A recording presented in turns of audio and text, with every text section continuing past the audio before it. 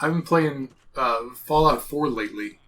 Like too much Fallout 4. I've done all the quests. I'm like level 80, and I am just trying to understand the insane effort of managing settlements. After years of looking at piles of junk, and then back to my settlers, and slowly back to like piles of laser pistols, um, covered with gunner blood, and then back at the settlers armed with like pipe pistols. It finally occurred to me, I am an adult. I can get ice cream whenever I want. So the flavor of ice cream I got was just give the weapons and armor to the settlers. Then, after a number of friendly fire incidents, because I dressed my settlers in raider armor, I thought of an actually good idea, which was to actually theme the settlements around clothing and weapon combos. I mean, one settlement is going to get like road leathers and switchblades. Another one is going to get like a minigun, mini skirt combo. I don't know if they have mini skirts, but their dresses. I'll make it work. That's probably going to be Outpost Zimonja because it just sucks. Hangman's Alley is going to be the Fat Man settlement as a reminder to never go back to Hangman's Alley because it's worse than Zimonja. It requires a lot of grinding though, and every time I go back to Sanctuary with the first of several inventories full of equipment, Hancock and Piper meet my eyes with this wary fear that their next week is going to be spent in power armor, hauling 2 metric tons of combat bullshit and deflated kickballs. Like, their fear makes me sad, but when I give the Minutemen fedoras and Chinese officer swords and rename their settlement the Incascel, I think it's all going to be worth it. So this is Morning Perfect Base. I'm Van Velding. I'm going to work with my perfect base a little bit each week. And after a few weeks, we are going to see how much progress I've made. I am unloading my inventory right now, including carrots, if you hadn't noticed. And after that, I'm going to be working a little bit more on my armory, and I'm going to do as much as I can before I need to gather some more dark oak. I just don't think I have enough of it on hand. I am, however, talking about how organizations die. I have done jobs with a lot of companies and small businesses, and some of them died, like Radio Shack and Sears, where I was like a regular employee. And a lot of small businesses that I freelanced for have gone into decline or were in chaos when I worked for them. What I'm saying is that I found them this way. All right. I did not. My fascination with death is equal parts quirk of personality and sheer numbers. I also promised talking about a movie club. When the pandemic broke out, the regular D&D game of The Guys got canceled, right? The game was strongly based on in-person interaction, so it was put on hiatus for COVID.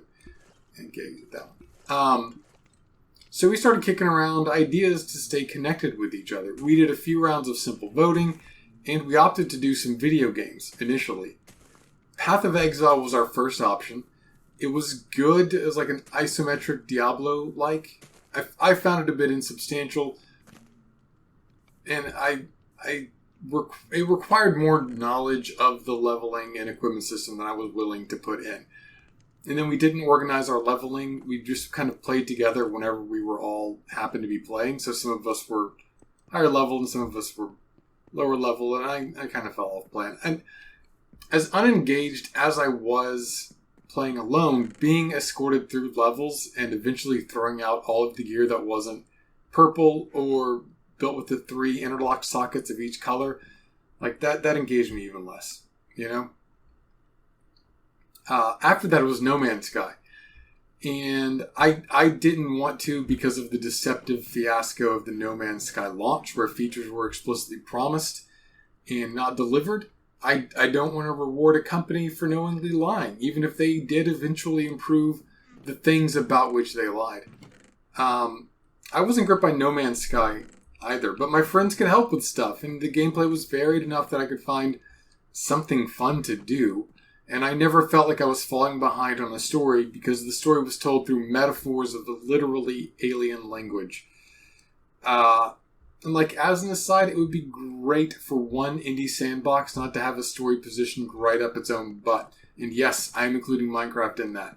The Minecraft ending text crawl is not... It's completely up the butt. So, and I'm cautious about getting into a new open world crafting sim that isn't Minecraft, because I would prefer to sink all of my costs into one fallacy. This fallacy.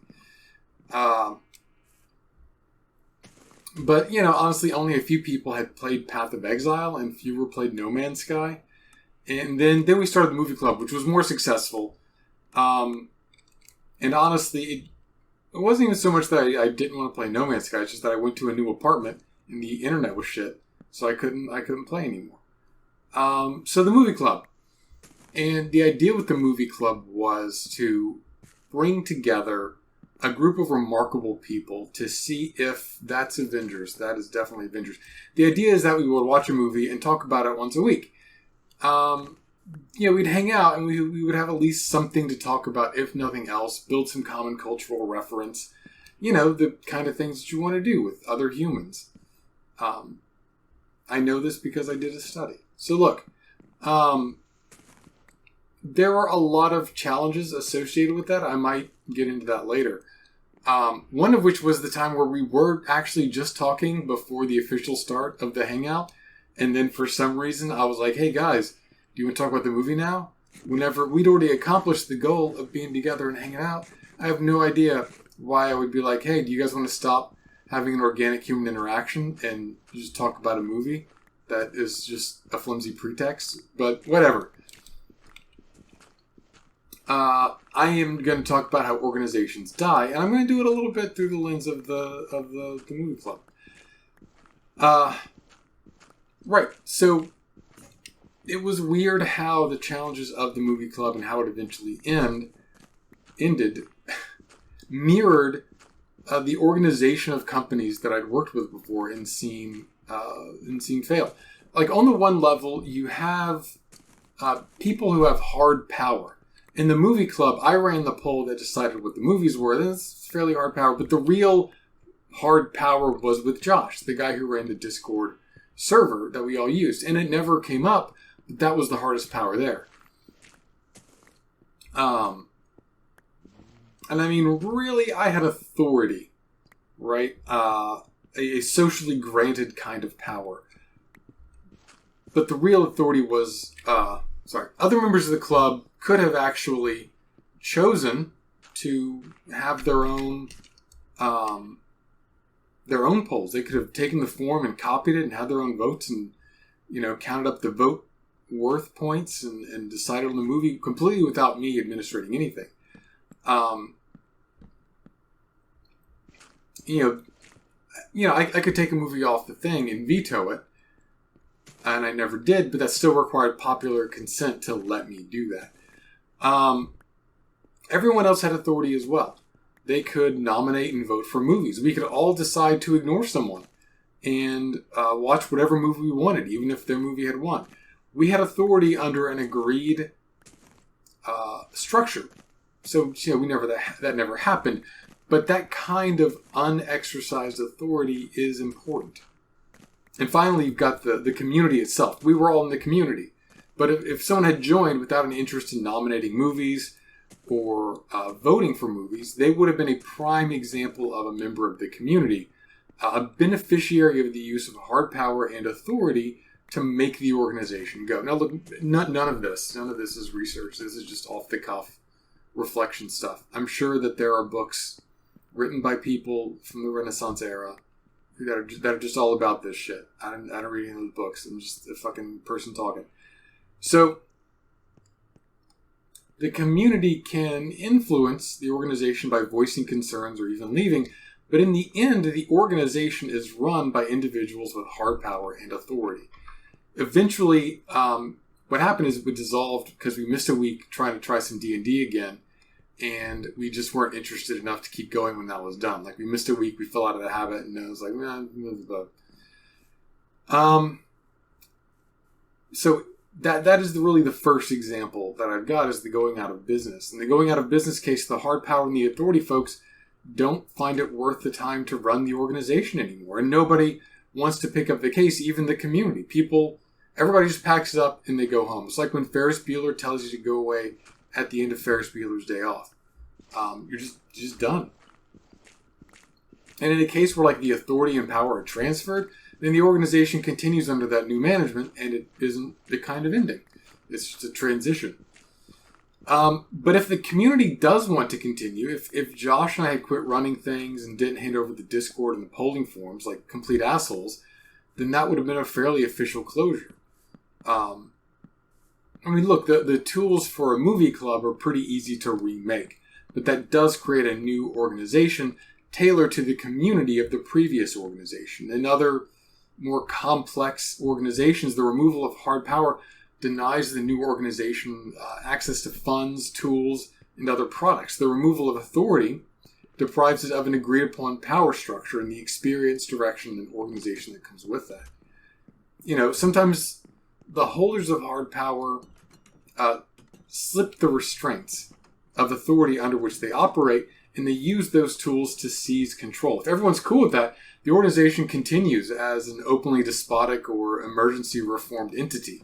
If not, you end up with a hollow throne. Should I have called this a hard shutdown? Yes, but it's not as evocative as hollow throne, right? So why bother? In a hollow throne, the holders of hard power, they maintain control of an organization which is unadministered, untrusted, and serves nobody but themselves. It is the rich kid with a bouncy castle and no guests at their birthday party. They feel they have they feel they have to control the organization in order for it to succeed, and they were obviously wrong. And the authority issue is kind of the authority version of that is The Last Emperor from Isaac Asimov's Foundation series. The series covers the decline of a galactic empire over several generations. And when our main characters find the last emperor of the galactic empire, he's just some guy living on an agrarian world with nothing to rule over. If authority produces something which doesn't suit the community, then the community leaves. And you've got the last emperor. And this is a classic case of mismanagement. And what they produce as an organization gives the community less and less of what it produces. And they have no reason to stick around.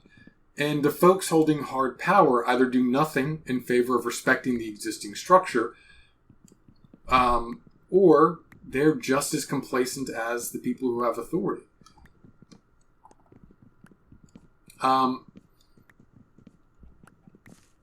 So, they sometimes have the same righteousness that is going to drive the hard power in a hollow throne scenario, but maybe they're oblivious to their failure, or maybe they're happier with the organization having no community and seeing only to their own needs, evolving slowly into a casual social club.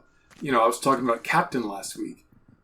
Definitely for like a democratically administered format, it would be basically just the people who administer it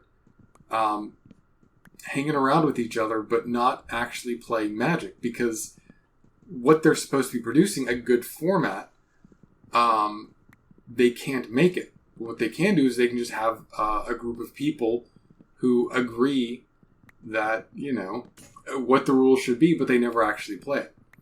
And on the note of democratic organizations, I'm also going to make a special mention of Nazis. Any malicious, impulsively formed brute force unable to govern except by hate. Not Nazis, if Nazis or Nazi-like actors, infiltrate your democratic organization and take it over with the sole purpose of erecting a Nazi flag over it, nailed it. Decent people will leave, and it will be mismanaged into the ground, because I feel like I touched on this last week, but I want to make it as clear as possible. Far-right ideologues will attempt to hijack a functional social structure in an attempt to manage them better according to their hateful ideology. They do not realize that Nazis can only manage a self-gratifying use of force, not the discipline of sensible management. So when that management by ideology fails, they get bored, call the organization gay, and they wander off. because it's only the thrill of forcing themselves onto working systems as validation, and in the failure of those inferior systems, that keeps these people focused. It's a fire that burns out, but it still burns everything in the process of burning out. Next up is fat out. So the community has no power over the organization unless they're acting in another role, in which case it's that role that has the power. So the community can't ruin it per se, but they can run out of enthusiasm for what that organization produces. Beanie Babies, Crocs, and fidget spinners are all great examples. It wasn't that those products were necessarily mismanaged, but that people's interest in them was more or less destined to be short-lived. That, look, TY, the Crocs company, and most factories turning out fidget spinners are still in business. And that kind of tells you how hard it is for the community to really end an organization, because there will always be a few people whose interest is sustained, over time, or a large enough slice of the population that periodically comes back out of nostalgia to keep the organization going at the level it once was. That's not a real, I would say it's not a real common ending, but it's technically possible. The Knives Out ending, yes. So far I have focused on organizations kind of failing across. I was happy for a second. I thought I really nailed that, but I fucking didn't. I really thought, right, Knives Out, right. I focused on, kind of rifts between roles within the organizations. And so there's a difference if the conflict is within that group, right? When organizations see conflicts within roles that aren't resolved by rules, norms, or compromises, including times when those are well established but ignored, each person who has hard power or authority has to decide where to stand. I'm beginning to think jungle trees just don't produce enough saplings to replicate themselves. Like, that's been my feel for the past couple go-rounds with jungle trees. Like, they just don't make enough saplings to be at replacement levels. It's weird. It didn't used to be that way. It's weird and I don't like it. I'm just trying to collect some more resources, man. And then in the process, trying to see if jungle trees are any less crazy than the last time I checked. But they're not. They're not any less crazy than the last time I checked. Hates it. Yes. Doing good. Like, that was a scary jump. Like, I wouldn't have died from it, but still. Right. So, where a majority can leverage hard power and authority to reach a new consensus and reestablish viable continuity of the organization, that's not an end. It's a civil war or an insurrection, depending on how tenacious the losing party is. But if two or more fractions split into viable organizations, you have a legitimate schism. Both claim the original name, but eventually the weaker organization has to compromise, and they'll rebrand as the improved version of the original org. The Knives Out scenario only happens when everything is burnt to the ground in this process. At the end of all the power leveraging and exceeding authority, and the Rancor and the means of the org being redirected to shore up the station of hard power holders and authorities, instead of actually making something that the community needs, there aren't resources left to resume operations. And there's no one way to avoid that kind of breakdown. I mean, act responsibly and produce value for your community, but people are fickle and hungry for whatever small power they can muster, and they're driven by ideology. And they'll take from the communal resources to feed appetites that such theft can never actually satisfy. And whenever that ablates the community, through lack of faith or lack of quality, they'll just call it acceptable losses and point to their meager successes or lack of failures as justification for them staying where they can steal. Look, there's no answers to flaws in the human condition, at least none that can be found in a YouTube video. I feel like there's some small irony in me doing this as I'm making an armory for weapons. It's like a symbol of a means of conflict, a conflict engagement factory. There's no way I could have made that jump. Why did I even do that? So, anyway, So yeah, I don't know what I'm going to do for the floor of this place. So far it's just whatever was in the side of this mountain I'm cutting out, hill I guess I'm cutting out. But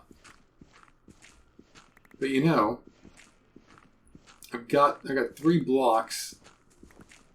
One block is the floor level here, one block is kind of a spacer block, and then one block is the ceiling of the one block of the portal room, nether portal room underneath this. So maybe I could do something like the other armories have just been clear glass, top and bottom, so you can look through it. And the design of the rooftop gardens in the Perfect Base 3 was designed around that. And you could actually look all the way down to a storage facility, and it was pretty cool. Given the fact that I have really cleared out very little of the nether room, and the nether room has its own design issues with it that I don't think invites clear red glass ceilings. I'm not sure what to do with it. And if I do it, it would be a lot of glass, and it would be thick. Because the entire purpose of making these floors 3 blocks thick is, to give me like aesthetic flexibility, so I can put a design on one side of the wall, design on the second side of the wall, and then maybe dimensionalize it a little bit with the spacer, or maybe just put stone into the spacer so that I can take a good blast from a creeper or a wither or whatever. But so I definitely make it 3 blocks of glass. I mean, in case it's in case I make it out of glass, it can breaking one pane of glass, which is pretty easy to do, won't just make a huge hole through the building. But I don't know. I was thinking whenever you glaze black terracotta, you end up with a nice red and black design, which I think matches the general motif of the room. I think it's a bit obvious, black and red. I don't recall right offhand what brown terracotta looks like, so I'm going for a very dark brown in this room with the dark oak. I should have to go full light. It also feels a bit like, glass. It's going to be very hard to coordinate with other stuff. You know what I mean? Again, I've sketched like the broad strokes, but I haven't really sketched the details on it. But anyway,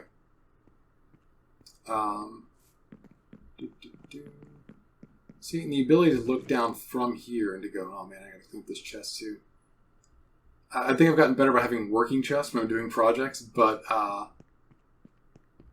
have so many for this project. I think I kind of lowballed how many I think I need for the average thing. Just put the apple there, man. It goes in the kitchen area, but I'm done. I'm done for the day. So, gonna do a little sleep, and that's gonna be it. So until next time, keep learning, keep asking questions, and keep making good art.